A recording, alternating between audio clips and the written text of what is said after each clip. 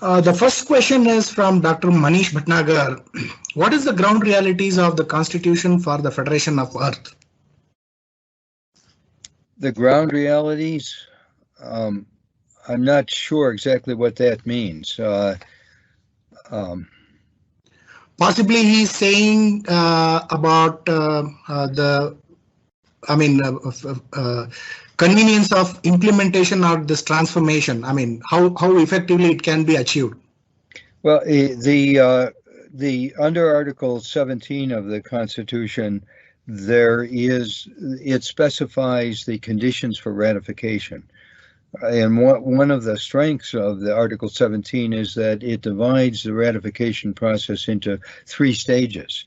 So there's a first operative stage that is reached when 25 nations have ratified. And there's some flexibility in what the criteria for the first stage is, but there's once that happens, there's an operative stage, and the things that take place during that operative stage are described in Article 17. And then when 50% of the nations, the people of Earth, have ratified, a second stage of implementation takes place. And then when 90% have ratified, there's a third stage. So that, in conjunction with the article that I mentioned earlier in Article 19, which gives us the right and the duty to begin the Provisional World Parliament and begin Provisional World Government here and now, so that we can elaborate it and get it going and have it operating. In doing that, communicate to the people of Earth what's going on and why we need the Constitution. Between these 2 articles, I think there's a real firm groundwork for how we can move forward and make this happen. Thank you. Now the next question is from Pragnya Sarangi. The question is how to execute these strategies in this global pandemic situation. Yeah, I think the global pandemic has helped illustrate for many people the failure of the current world system. In fact, we all may have seen the recent statement by the Pope, right? The Pope has said that the global capitalist system is very problematic because its failures have been exposed by the pandemic. Right, the people that are hurting in the world are the poor. The people that are losing their jobs are the poor, and so on. But those who have the investments and so on don't seem to be in danger right now because of the pandemic. And the Pope also said that the nations, right, who have competed with one another and been hostile to one another and have not cooperated with one another in dealing with this pandemic, they again show the weaknesses of a world system. So the Pope has called for a transformed world system, and I think that this is our opportunity, because we have a lot of people like this saying that the world can't go on like it has been with the threat of these pandemics, threat of nuclear war hanging over us, and so on. Now is the time. And we at the Earth Constitution Institute and WCPA are initiating a global initiative. So we hope that before long, that the idea of the Earth Constitution will be there in the consciousness of most of the people of our Earth. We're getting the word out very rapidly, so I think that's the way to go. And I invite anybody who's interested to look at the website and see, sign the Constitution and become a world citizen under its authority and promote it. Thank you, sir. There is a request from Dr. Manu to seeking Facebook link. So from our side, we'll facilitate it. We will share the link to Dr. Tyagi, so which can be shared with Dr. Manu. And there are two questions from Professor Vivek Vyas from IABM. The first one is, please share your views on the role of social engineering in cultural peace. Social engineering. I'm not sure exactly what that refers to. It sounds like social engineering has a certain negative connotation to it in my thought, that you've got people in power somehow changing the social dynamics in order to engineer peace or something like that. But I think it goes deeper. I think that if we have institutional arrangements that make peace possible, like the Constitution for the Federation of Earth, like a global economy predicated on the common good and the environmental protection rather than on the private accumulation of wealth for the 1% who have all the money right now. If we have these kind of institutions, rather than social engineering, the consequence will be social transformation. Right? People are transformed by the institutions under which they live. They're influenced by these. If you grow up in a capitalist competitive environment, you're going to be thinking, how can I compete in this world? How can I get ahead?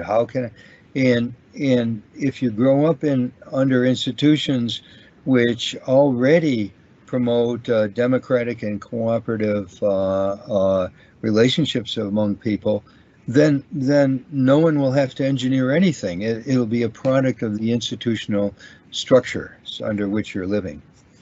So I don't know if that addresses this question or not, but that's what comes to mind. Okay. Yeah. There is a supplementary. Please share how you see traditional Indian culture in providing a base for global peace. This is an interesting question. It is, and I'm not the person to ask about traditional Indian culture, although I've been to India many times and I love India, and and with great sadness, our good friend Swami Yajnavidh just passed away, as many of you know, and I mentioned earlier what he took his stand on, Vaisudhaiva Kutumbakam, which is so fundamental. In fact, even Prime Minister Modi mentioned that in his UN speech. Right? He said, India has always been concerned with the good of the world in its foreign policy because we come from a culture of Vaisudhaiva Kutumbakam. Right? And if that's what you mean by traditional Indian culture, I think it's very fundamental to moving the world toward peace. But it's got to be institutionalized, and that's why Swami Yajnavidh himself, once he found out about the Earth Constitution, became a primary advocate for its ratification, because a cultural ideal is not sufficient. We've got to have institutional embodiment as well. Thanks, Dr. Martin. With your permission, I'll just add a thought from Indian side for this question. We are taking these traditional Indian values to all the countries around the world. Interestingly, for everyone who is listening, India is the hub of activity now, which Dr. Glen Martin will agree, and WCPA and ECI with all our senior team members like Dr. Talesra and others, we are going out outreaching everywhere. So Indian culture, Indian value system is more relevant in global peace. You will be happy to hear that we have now connected with people from Latvia, people from Indonesia, people from Afghanistan, people from Bangladesh. So if that itself will show an indication that Indian value system is acceptable world over, and we are making a steady progress on this. Thank you. Now, I think we have one more question. I'll quickly. Uh, there is a question: how to apply peace and good condition in education field. You know, that question is to you, Dr. Glenn. How to apply peace and good condition in education field? Uh, well, I think that one of the things that's necessary for students is to try to help them consciously recognize their own dignity as human beings. That we're always in interaction with students, and as I was saying before, this consciousness level, this subjective level, that makes us all uniquely human and gives us our common human dignity. It's something that needs to be grown into. Right? It isn't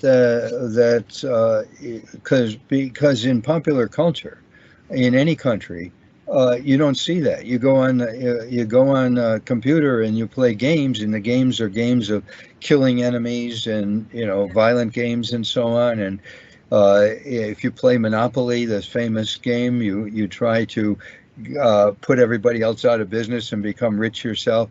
So students need to have a sense of their own dignity, right? And they have to see that this dignity implies ultimately transformation. It implies both cultural transformation and institutional transformation. And that's what I think what I was talking about before, about the utopian horizon that arises in human consciousness. If we begin to be self-aware of how our minds operate and the transcendence that's built right into our human consciousness, I think it's absolutely fundamental. And to educators need to find ways to bring this into the awareness of their students. Thank you. There's an interesting question: how to apply peace in present time, from Meenakshi Amita. How to apply peace in present time? Well, I think that as I was saying,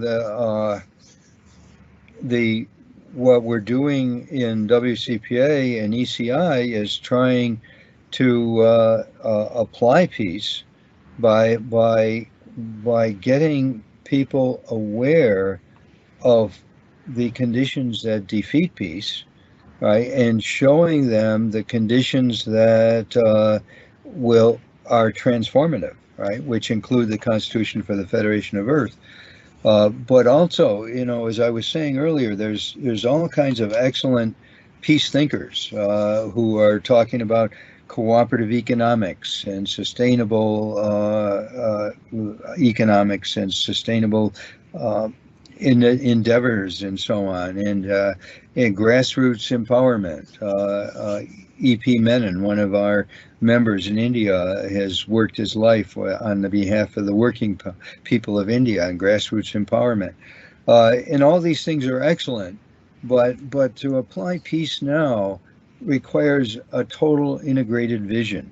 We have to see that subjective peace and cultural peace and local peace are directly related to global peace, a global transformation of these institutions like global capitalism and sovereign nation states into a unified peace system under the Earth Constitution. So that's what I would say right now, that we have to have this global vision and translate it into everything we're doing on the concrete level. Thank you, sir.